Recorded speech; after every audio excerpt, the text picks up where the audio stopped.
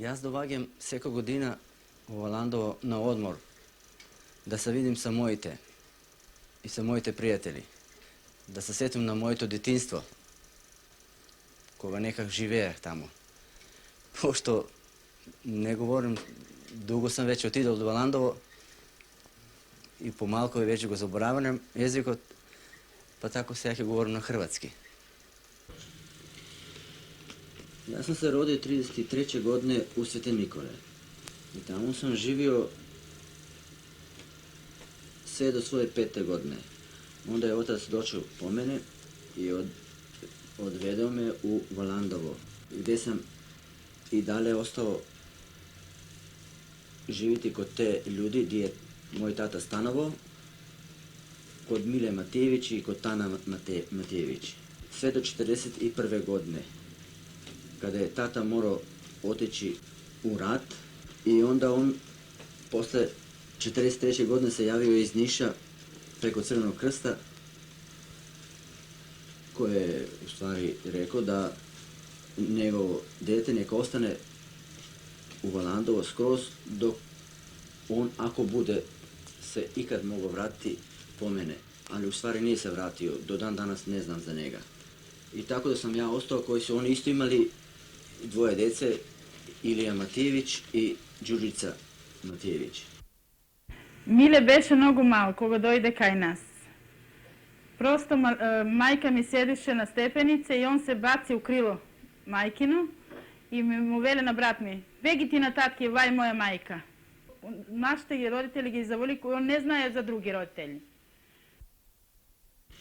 On, u stvari, Ilija je još i danas u Orlandovu kao zemljoradnik, a Đurđica se udala u Beogradu živi. Tako da smo ja i Ilija bili, on je stariji od mene u stvari 2 godine,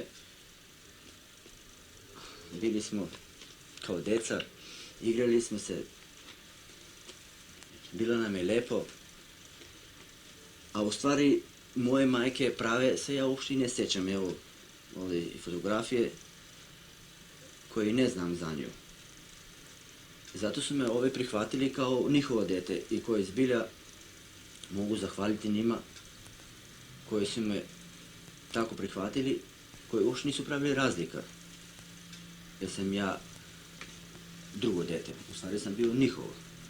Od maleno sve do daneska ние се сматраме колко najbolji, da sme braća така nema da slagjаме. On kako dojde, kako malo deta, isto jaz vek, on bе od mene 2 godine pomal. Zajedno играем како деца, заедно спаваме, заедно работиме, sve zajedno. Кога одрасна, говореше дека има девојка у Славонска Пожега, говореше дека ќе после тоа дојде, пушти покана да дојдете на свадба. Отидевме јас и жената, имаме едно дете. И така ние се проведохме едно 3 дена на свадба, фина музика, tako se sprovedemo najubavo. Kada smo se ja i moj muž upoznali i na svatove trebali pozivati goste koji su se održavali kod mojih roditelja, ja dok nisu skroz bili svatovi gotovi nisam znala da Ilija i Olga, žena mu, nisu njegovi pravi brati i snaha, i Đurđica da mu nije sestra. Ja sam skroz mislila da su oni njegovi roditelji, njegovi braća i sestre, jer tako ih je zvao i tako mi je i govorio. Isto nisam znala da mu mama, pokojna Tana i Mile nisu roditelji, jer je rekao da ćemo posle vjenčanja ići kod njegovih roditelja u Makedoniju. Moji roditelji isto su bili jako dirnuti kad su saznali da on tako cijeni te svoje, nazovimo ih roditelje, i uvijek su govorili da su mu više nego roditelje. Roditelj je dužan da hrani svoje dijete, a oni nisu bili dužni, pogotovo ne što je situacija posle rata bila svakako teška i za samoga čovjeka da brine o sebi. Bilo je vrlo dirljivih priča, tako jednu od isječaka iz života moga muža mi je ispričala majka, a to je kako je on patio za svojom majkom što je ne zna. I tamo negdje 46. godine, kad je pobjegao ponovo njima kući iz doma sirotišta, gdje je bio otpremljen kao siroče, ratno siroče, Našli su ga na grobu jednome koje je njegova mama, odnosno pokojna mama Tana, tako na sunce pokazala da je grob njegove majke, da ne bi bježao u Svetog Nikolu. Mamu je to pokojnu jako pogodilo i svakako da je ga još više zavolila i prigrlila kao svoje rođeno dijete. Brinuli su se o njemu, premda i sama kaže da je bilo vrlo teških trenutaka, da nekada nije bilo hrane ni za njihovu djecu, ali razlike se nisu pravile.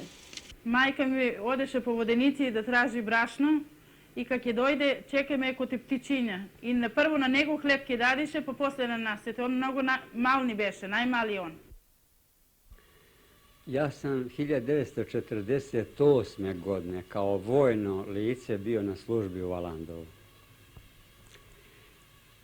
Tamo sam upoznao i ovu moju sadašnju suprugu. Tačnije rečeno, upoznao sam pre njene roditelje. To su zaista bili divni ljudi. Trebalo je da prođe nekoliko mjeseci da ja saznam da on nije njen rođeni brat. Toliko su oni bili bliski, toliko su se roditeljski prema njemu odnosili.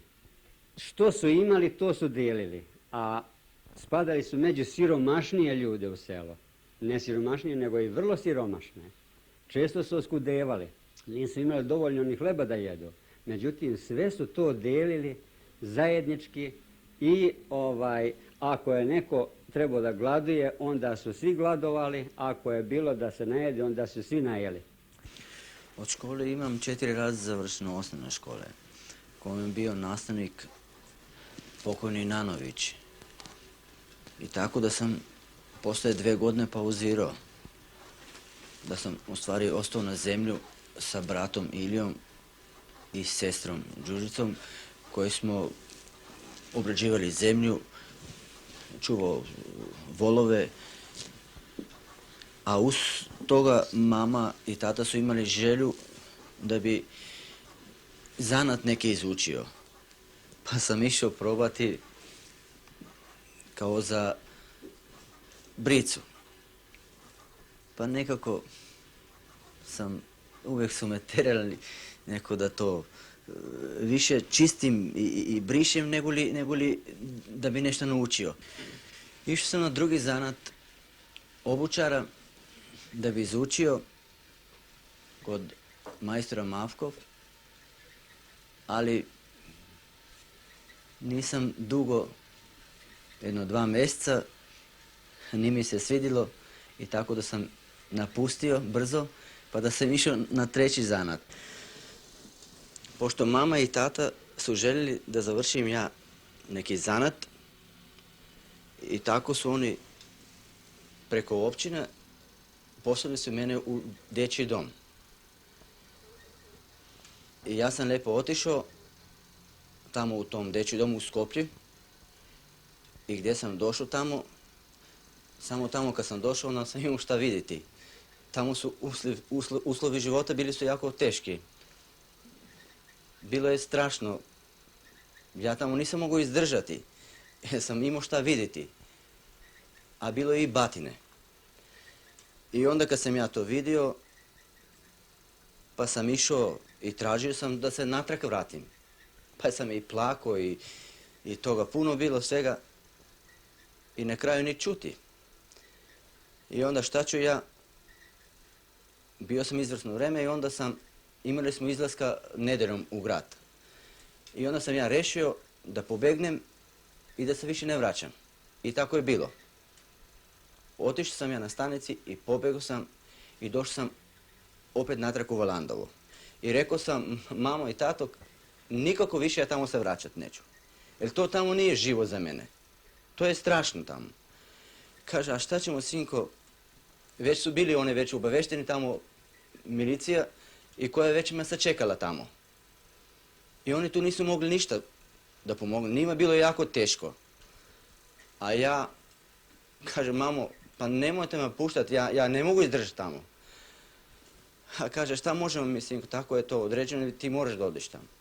I ja se vratim, u stvari opet i to pod pratnjom milicija.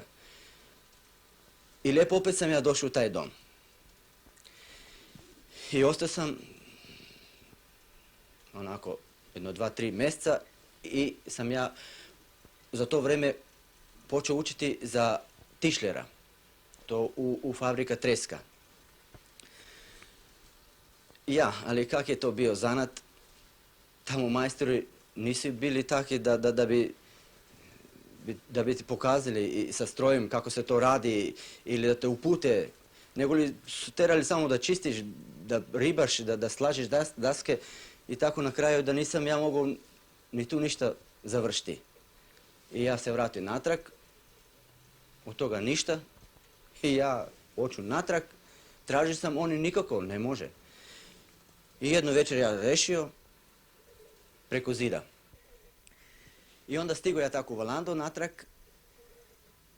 i opet milicija me tamo sačekala. Da, ali ja nisam išao ravno kući, nego sam ja došao s krišmo, pa sam na tavan išao gdje je bilo seno i tu sam ja 2 večeri prespavao. I onda milicija je dolazila i pita za men, tata i mama kaže, pa nema ga, nije on dolazi uopšte kući. Mi ćemo pretražiti, tu je, vi ga sakrivate negdje ovdje. I oni počnu tražiti, a ja sam onog momenta htio da pobegnem i kako sam preskočio iz jedne grede na drugu, i bili zid jedan koji je bio ovako malo ukriv i stao na ciglu i ona cigla padne i skoro tu milicionera ubio.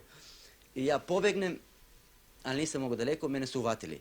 Ali s tim što je onda mama i tata su imali neugodnost da kako to mogu stradati milicioner, ne i tako. I onda tu sva sreća Čika Ilija Ričković se našao tu i on je vidio tu situaciju i on je tu stao i kaže, pustite to dete, ako on nema roditelja, pa ne morate tako da postupate kao sa stokom. Ostavite to dete. A Čika Ilija na kraju on je znao da sam ja ovako za muzika jako naderan i da volim muziku i on kaže, pustite ga, on će ići u vojnu školu, u muzičku školu. I tako nekako to je bilo, ali zato Čika Ilija je dobio 500 dinara globu, a to vrijeme je puno značilo 500 dinara. I sad ja jedino mogu biti njemu zahvalen danas što sam ja dospio u tu školu. Mal беше много немирен, парљест. И дека има дрво, гнездо некој седелко, он ќе оде ќе искаре и рабечина или ластавички, шо било. И паѓе он у дрвето и брат ми иде на мајка ми вика, мамо, Милто падна. Шо саки, шо е бре, Илјо? Падна Милто. Дека и ето, Милто едвај иде, зробан. И што да прави, татко ми трча по доктор и дојде докторо и вика, знате шта е, детето ќе се спаси, али многу пари ќе кошта. Оти операција тешка. Татко ми вика овако, не питајте пари, у питање нису, само дето живо да се спаси. Јас ќе продадам стока и да го спасиме. И тако и беше. Ja se sjećam kako je mama jednog momenta sakrila jednu teglu slatko i to je u stvari čuvala za taj praznik, tako da kažem Božić. A ja sam pronašao to slatko i dosta sam toga pojeo i onda kada je mama to primetila drugi dan i kaže, ko je to uradio? Pozvala nas, mene, Iliju i Đuricu. Ja kažem, ne znam, ja nisam. Dobro, kaže, ništa onda. Ali zato, kad bude došao dan taj Božić i kad budemo išli u crkvu i da će pop pogoditi ko je pojeo slatko. I na taj pričest koji smo išli kao deca, ne? I ja se tako da sam se uplašio i tako da sam morao priznati. A u stvari to je mama na taj način i saznala ko je bio krivac. 1949. godine dobio sam preko vojnog odsjeka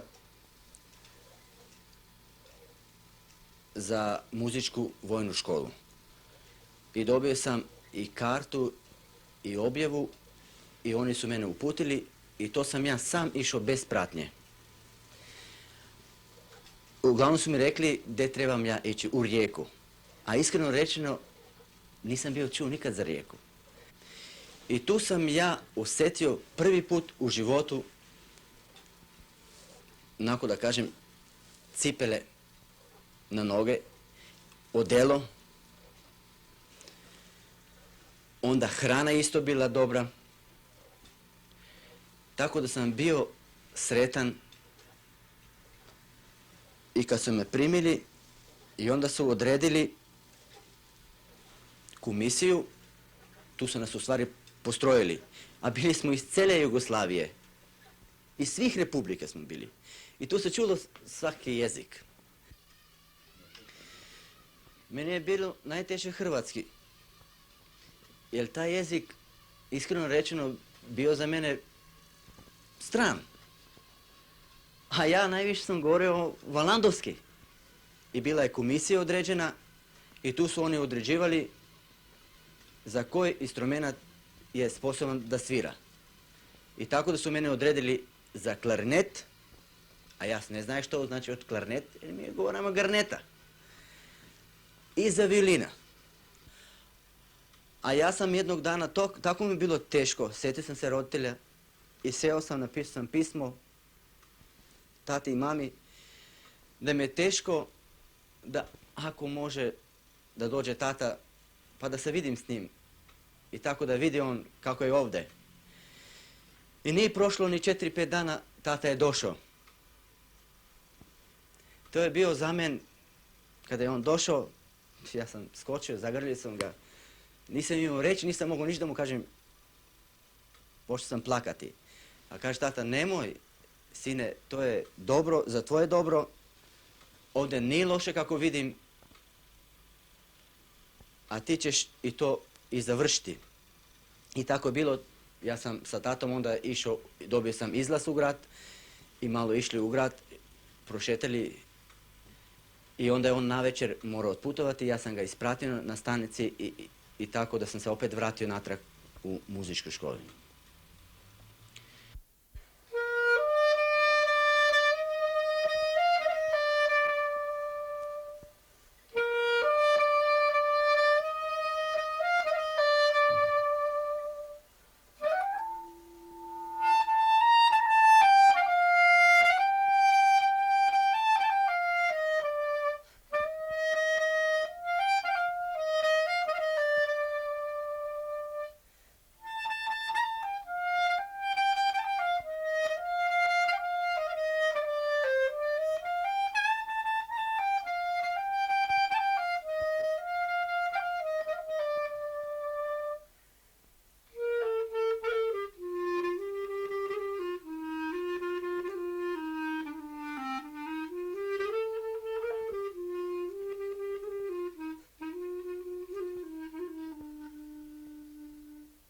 Za sve moje 4 godine školovanje, ja sam svake godine išao kući na odsustvo u Valandovo, kod svojih roditelja. To je za mene bio događaj. Nakon 11 mjeseci da se ja vidim opet sa roditeljima, da dođem ja u njihov zagrljaj, pa sa prijateljima, sa decom koji sam se igrao. I tako bilo mi je to, taj mjesec, brzo mi je prošlo. Imao sam mjesec dana taj raspust.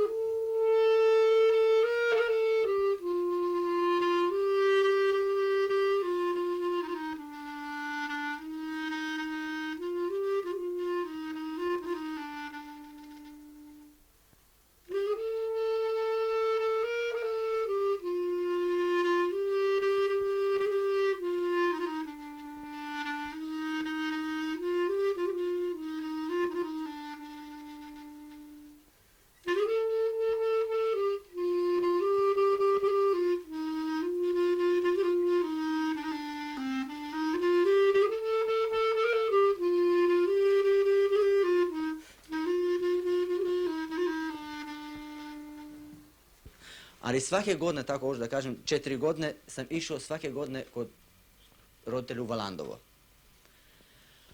A kad sam završio školovanje svoje vojne muzičke škole, onda sam dobio kao prvu platu i sjećam se kao sada, bila mi je 6200. I kad sam ja dobio te pare, ja sam odmah otišao u grad i ušao u slaščarnu. To malo možda je smešno, da sam ja skoro pola potrošio na kolače i na bombone. I kad sam ja izašao i uputio se na stanici željezničkoj, seo na vlak i imam raspored da se javim na službu. Moga supruga upoznala sam 1957. godine za vrijeme dok sam izučavala zanat za trgovca. Muzika, mogla bi to slobodno reći, je bila jedna od osnovnih spona koja nas je vezala i približila našem braku. Moj muž u to vrijeme u Požegi je kao mlad muzičar svirao i u zabavnim sastavima. U ono vrijeme je bio twist u modi, pa rock and roll. Onda je on bio jedan od jakih saksofonista i svakako da sam ja obično sedila do stola do muzike gdje su svirali. Ja sviram vilinu, klarnet i saksofon. A moja je želja, vidim imam sina koji bi on isto želio mojim stopama, a ja s njim isto radim malo, podučavam ga, a on inače u školi gdje ide svira u taj školski orkestar, blok flautu, i koji zbilja pokazuje dosta smisla za muziku.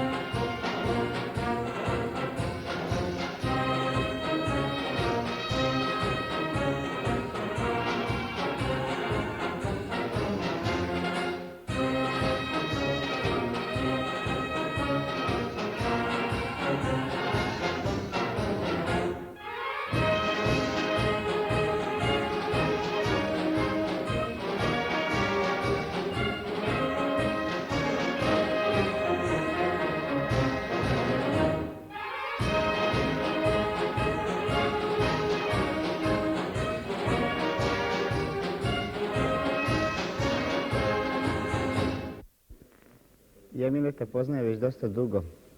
Naime, mi smo bili jedno vreme zajedno i u vojno-muzičkoj školi. On jeste doduše mlađi nešto od mene po klasi, ali smo zajedno bili 2 godine. Od tada su nam se putevi razišli. Znate kako je kod nas to u armiji, svako ode na svoj posao i u svoj garnizon. Međutim, ovdje smo zajedno već 7. godinu. I mogu reći da otkad sam ja njegov starešina, prvi pretpostavljeni, mogu reći samo najbolje o njemu kao o čoveku, službeniku, drugu. On je jedan od najomiljenijih drugova u ovom kolektivu. On je tihe naravi, vredan, radi svoj posao, gleda svoj posao, ali se u kolektiv uvijek uklapa i živi sa tim kolektivom.